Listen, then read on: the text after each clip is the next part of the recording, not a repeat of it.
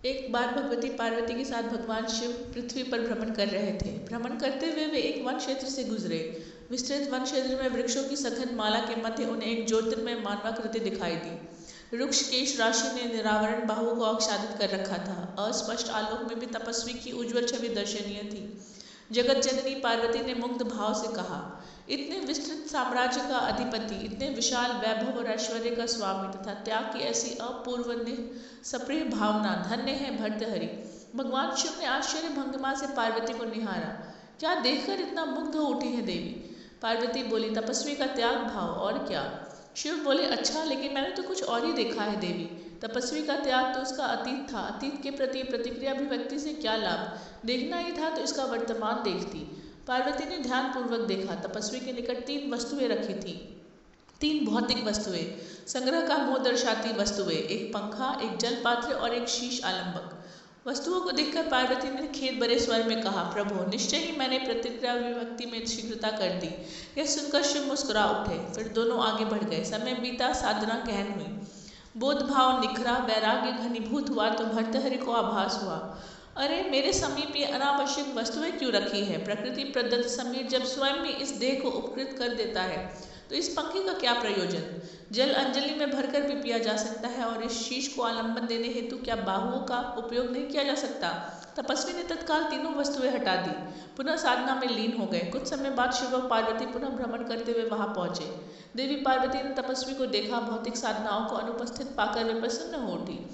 उत्साहित होकर उन्होंने शिव को देखा, लेकिन उनके मुख पर वैसे ही पूर्ववत तटस्थता छाई थी। उन्होंने दृष्टि संकेत दिया। पार्वती की दृष्टि तपस्वी की ओर मुड़ गई। उन्होंने देखा, भर्तहरि उठे, अपना भिक्षा पात्र लेकर अति शीघ्रता से ग्राम्य सीमा में प्रवेश कर गए। शिव ने पार्वती से कहा, देवी, साधक के हाथ में भिक्षा पात्र क्षुधापूर्ति हेतु ग्राम्य जीवन के निकट निवास और एकांत से भय या वैराग्य की परिपक्वता दर्शाता है। इसे परिपक्व होने में समय लगेगा। हमें अभी प्रस्थान करना चाहिए। समय व्यतीत हुआ। बोध भावना साधना कुछ अधिक प्रखर हुई तो भर्तहरि ने विचार किया, सन्यासी होकर भिक्षाटन में बहुमूल्य समय का दुरुपयोग करना और ग्राम्य कोलाहल के निकट निवास करना सर्वथा अनुचित है।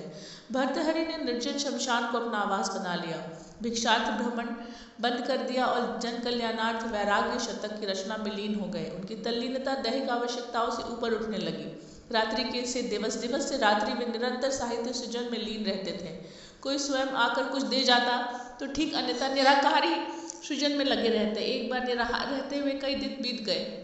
अन्ना भाव से शरीर बल शीर्ण होने लगा, दुर्बलता असहनीय होने लगी। फिर भी वे आत्मिक जिजीविषा के बल पर निरंतर रचना कार्य करते रहे। लेकिन जब शीर्णता में मृत्युबोध होने लगा तो उन्हें भोजनार्थ उद्यम उचित लगा। वैराग्य शतक के जनहिताय सृजन कर्म को वे अपूर्ण नहीं रहने देना चाहते थे, अतः वे किसी तरह आगे बढ़े।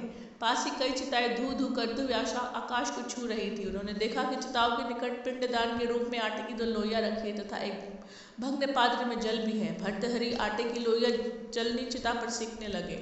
यह देखकर भगवती पार्वती विह्वल उठी और बोली, देखिए तो, ऐश्वर्यशाली नृप को जिसके राज्य की श्री समृद्धि में काग भी स्वर्ण चुन सकते हैं, वे किस निस्सहृदयता के साथ सत्कार्य समर्पित इस जीवन की रक्षा हेतु पिंडदान की लोइयां सेक रहा है।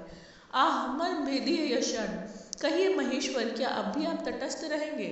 शिव हंसकर बोली, देवी, प्रश्न मेरी प्रसन्नता या तटस्थता का नहीं है, प्रश्न तो साधना की सत्यता का है।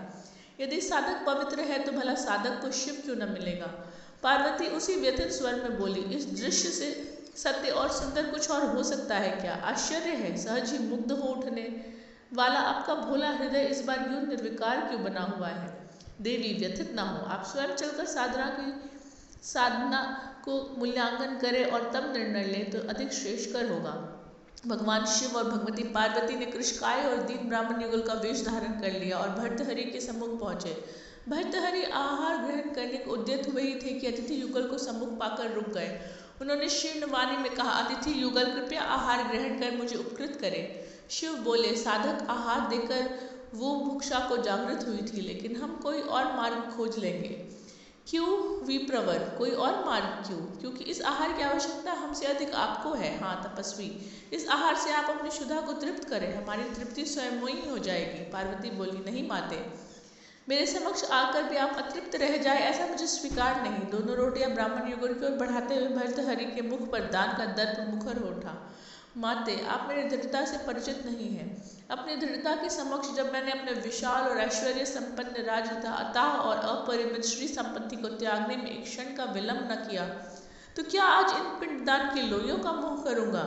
अनायास ही पार्वती हंस पड़ी, किंतु उस हंसी में प्रशस्ति को खनक न होकर किंचित उपहास की ध्वनि थी। उन्होंने कहा, तपस्वी, आश्चर्य है कि तुमने अपना राज्य कैसे छोड़ दिया। साधु वेश धारण करके तुम्हारी बुद्धि अभी तक वर्णिक वृत्ति से भौतिक वस्तुओं की माप तौल पर टिकी हुई है। तुम मुंह से निवृत्ति का दंभ करते हो, लेकिन इतना आसान होता कि तुमने राज्य त्यागने के स्थान पर अपनी तथाकथित निर्मोहिता के अहंकार से मुक्ति पाली होती। यह सुनकर भर्तृहरि ठगे से देखते रह गए। ब्राह्मण दंपत्ति के रूप में आए परम शिव और शक्ति शून्य में लोप हो चुके थे। दिशाओं में केवल हंसी की गूंज थी और हाथों में वही 2 रोटियां।